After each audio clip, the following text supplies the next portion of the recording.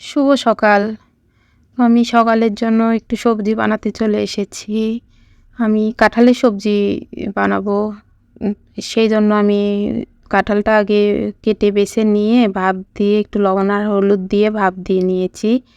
তো তারপরে আর কি তেলে জিরা, সম্বারা আর শুকনো মরিচ দিয়ে আমি আলুটা ভাজা করে তারপর কাঁঠালটা দিয়ে এখন হালকা ভেজে আদা জিরে মশলা, রেগুলার যে মশলা সেটাই দিয়ে দিব।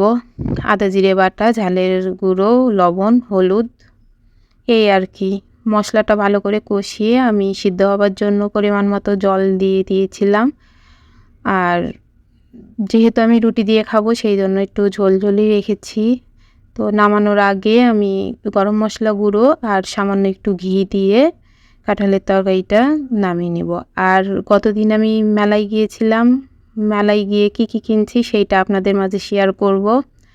তো এই যে মেলা থেকে নিয়ে আসা জিনিস, যদিও মেলাতে প্রচুর দাম হয়, সেইভাবে মেলা থেকে জিনিস কেনা যায় না, তারপরও আমার সংসারের টুকিটাকি যে জিনিসগুলো লাগবে সেইটাই কিনছি।